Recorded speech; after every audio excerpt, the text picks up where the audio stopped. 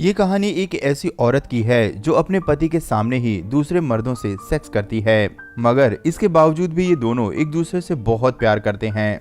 ये पति पत्नी ऐसे हैं जो एक दूसरे से एकदम अलग होने के बावजूद भी एक दूसरे से प्यार करते हैं, मगर वे इस प्यार में कुछ अनोखा करने के चक्कर में जो करते हैं। ये कहानी इसी बात पर है। वाइफ मिलिंडा ब्राजील की रहने वाली है जो कि बहुत ही ओपन माइंडेड है।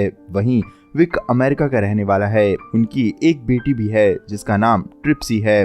फिल्म की शुरुआत में हम देखते हैं कि विक और मिलिंडा एक दोस्त की पार्टी में जाने के लिए तैयार होते हैं। मिलिंडा विक से कहती है कि तुम जानते हो ना कि मैं तुमसे कितना प्यार करती हूँ। इस पर विक कोई जवाब नहीं देता। वे दोनों पार्टी में पहुंचते हैं। मिलिंडा को उसका एक पुराना फ्रेंड जॉय मिलता है। मिलिंडा उसके साथ बिजी हो जाती है। थोड़ी देर बाद विक मिलिंडा को खोजने लगता है। वे देखता है कि उसकी बीवी जॉय के साथ नीचे एंजॉय कर रही होती है। मिलिंडा को किसी और के साथ देखकर विक बिल्कुल भी सरप्राइज नहीं होता। उसके चेहरे पर दुख जरूर था, मगर वह दुखी नहीं था। पार्टी के कुछ दोस्त उसे कहते हैं, ये सब देखकर तुम कुछ करते क्यों नहीं हो, लेकिन विक कुछ नहीं कहता। थोड़ी देर बाद हम देखते हैं कि विक की पत्नी मिलिंडा पियानो बजा रही होती है। उसे पियानो बजाते देखकर विक बहुत खुश होता है। उसका ये व्यवहार बहुत अजीब लगता है। पार्टी में जॉय और विक आपस में बात करते हैं। जॉय विक से कहता है कि तुम कितने अच्छे पति हो जो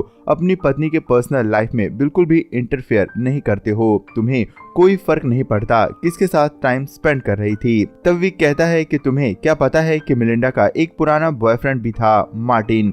इस वक्त मार्टिन शहर में कहीं दिखाई नहीं दे रहा है। विक कहता है कि तुम्हें पता है कि वह क्यों नहीं दिखाई दे रहा। जॉन पूछता है कि क्यों। विक कहता है कि मैंने उसे मार डाला है, क्योंकि जो मेरी वाइफ के करीब आता है उसे मेरा शिकार होना पड़ता है। ये सुनकर जॉय काफी डर जाता है और पार्टी छोड़कर चला जाता है। मिलिंडा समझ जाती है और विक से पूछती है कि तुमने जॉय को धमकी दी है क्या? वह पार्टी में दिखाई नहीं दे रहा है। विक कहता है कि नहीं, बिल्कुल भी नहीं, मैंने ऐसा कुछ भी नहीं किया है। रात को विक मिलिंडा का बॉडी मसाज करता है और उसके बाद मिलिंडा कहती है कि तुम अपने कमरे में चले जाओ। इस बात से पता चलता है कि दोनों अलग अलग कमरों में सोते हैं। ऊपर से ये लोग खुश रहने का दिखावा करते हैं, लेकिन अंदर से इनके बीच कुछ भी ठीक नहीं है। विक ज्यादातर समय अपनी बेटी के साथ बिताता है। जो समय बचता है वह अपने स्नेल हाउस में बिताता है। असल में विक ने अपने घर के गार्डन में ही एक छोटा सा स्नेल कल्चर के लिए एक रूम बना रखा होता है।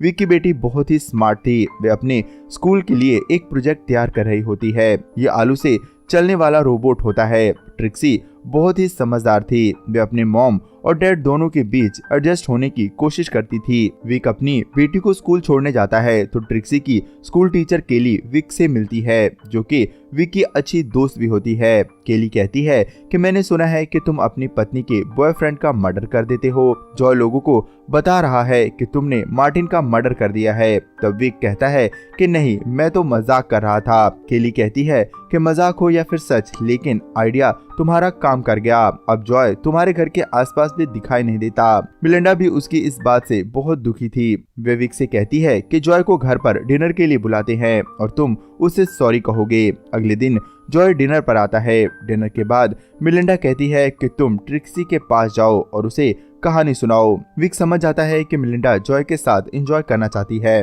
विक अपनी बेटी के पास जाता है। ट्रिप्सी अपने पापा से कहती है कि मॉम को वे किसी और के साथ देखना पसंद नहीं करती। तब विक कहता है कि कोई नहीं, वे सब ठीक कर देगा और उसे सुला देता है। विक बाहर निकलता है तो देखता है कि मिलिंडा और जॉय एंजॉय कर रहे होते हैं। उसे ये सब अच्छा नहीं लगता। वे किचन में जाता है और बर्तन गिरा देता है। आवाज सुनकर वे दोनों बाहर आते हैं। जॉय उसके पास आता है। विक कहता है कि मैं तुमसे कोई सॉरी बोलने वाला नहीं हूँ। तुम्हें पता है कि मैंने मार्टिन को मार मार कर उसका सर फोड़ दिया था। ये सुनकर जॉय और भी डर जाता है और घर से भाग जाता है। अगले दिन मिलिंडा और विक एक और दोस्त की पार्टी में जाते हैं। वहाँ उन्हें डॉन नाम का एक आदमी मिलता है। वह बताता है कि मैं शॉर्ट स्टोरी लिखता हूँ, तुम क्या करते हो? विक कहता है कि वह ड्रोन में इस्तेमाल होने वाले चिप बनाता है। तब डॉन कहता है कि क्या वही ड्रोन जो अफगानिस्तान पर बम गिराते हैं? विक कहता है कि नहीं, इससे सामान लोगों तक पहुँचाया जाता है।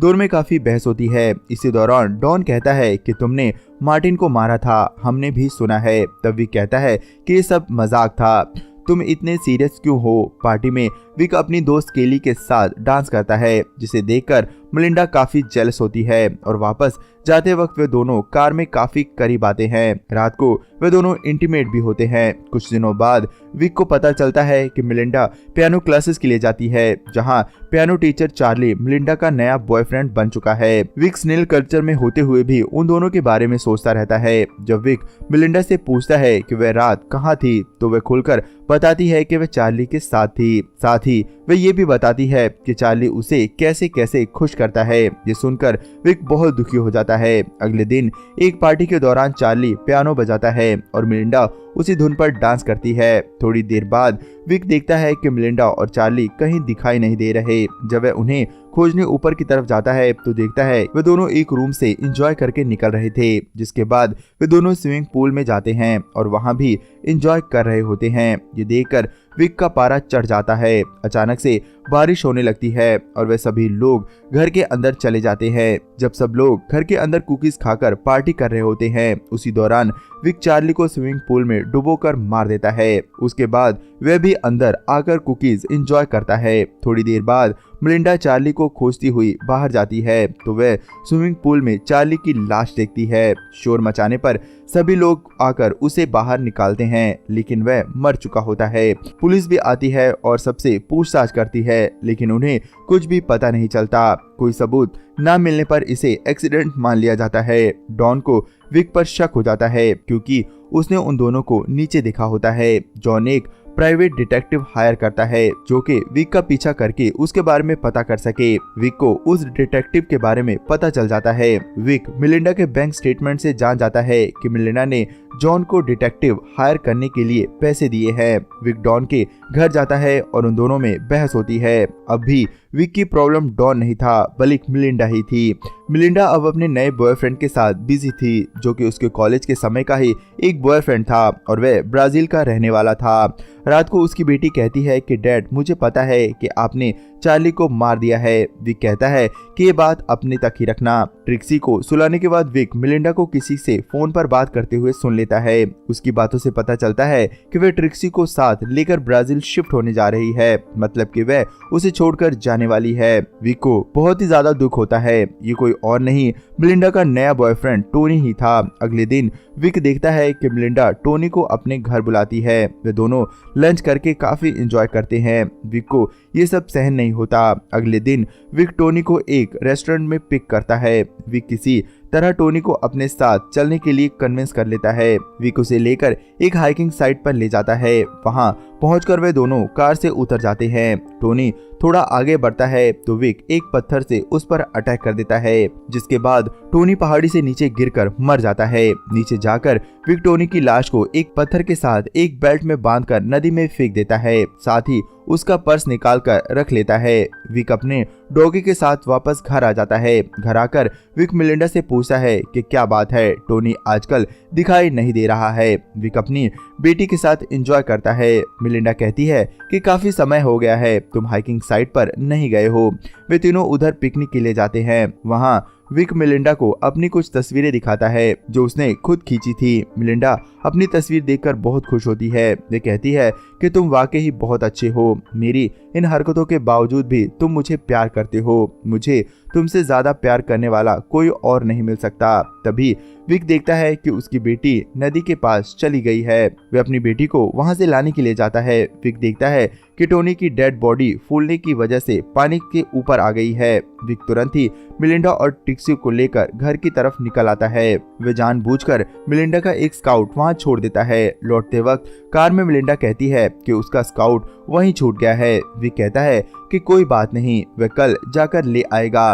रात को विक और मिलिंडा इंटीमेट होते हैं, जहां बहुत दिनों बाद विक को एहसास होता है कि शायद मिलिंडा अब बदल गई है। सुबह उठकर विक साइकिल से मिलिंडा का स्काउट लेने हाइकिंग साइट की तरफ जाता है। उधर मिलिंडा सुबह उठकर विक को खोजते हुए उसके स्नेल वाले रूम में जाती है, जहां उसे टोनी का पर्स मिलता है। मिलिंडा समझ जाती है कि उसके पति विक ने ही टोनी को मार दिया होगा, इसीलिए वह डॉन को कॉल कर देती है। इधर हाइकिंग साइट पर विक टोनी की बॉडी को नदी में डुबाने की कोशिश कर रहा होता है। उसी वक्त डॉन वहां आ जाता है। डॉन विक से पूछता है कि तुम यहाँ क्या कर रहे हो। तब डॉन स्कार्फ दिखाकर कहता है कि स्कार्फ तो यहाँ पर है। उसी वक्त डॉन टोनी की लाश को देख लेता है और वहां से डरकर भागने लगता है। विक भी साइकिल से उसका पीछा करता है। विक को उस पहाड़ी रास्ते के बारे में अच्छी जानकारी होती है। वह शॉर्टकट लेते हुए अचानक से डॉन के सामने आ जाता है। विक को बचाने के चक्कर में डॉन की कार पहाड़ी की तरफ मुड़ जाती है। डॉन पहाड़ी के नीचे नदी में गिरकर मर जाता है। इधर मिलिंडा रोते हुए अपना बैग पैक कर रही होती है। वह वहां से जाना चाहती है। तब विक की बेटी ट्रिक्सी उसका बैग स्विमिंग पूल में फेंक देती है। वे कहती है कि मैं आपके साथ नहीं जाऊंगी, मैं आप दोनों को एक साथ देखना चाहती हूँ। मिलिंडा कुछ सोचकर रुक जाती है। विक जब घर आता है तो देखता है कि मिलिंडा सामने बैठी हुई थी। विक पूछता है कि क्या हुआ। मिलिंडा कहती है कि कुछ नहीं। मिलिंडा ने टोनी के पर्स को जला दिया होता है। उसे रियलाइज हो गया था कि उसके पति से ज्यादा कोई उसे प्यार नहीं कर सकता। देर से ही सही वे दोनों एक हो जाते हैं। इसी के साथ ये फिल्म यहीं पर खत्म हो जाती है। क्या विक ने सही किया या फिर गलत? अपना जवाब हमें कमेंट में लिखकर जरूर बताएं। वीडियो पसंद आई हो तो इसके लिए एक लाइक करें और आगे भी ऐसी अनोखी वीडियोस के लिए चैनल को जरूर सब्सक्राइब कर लें।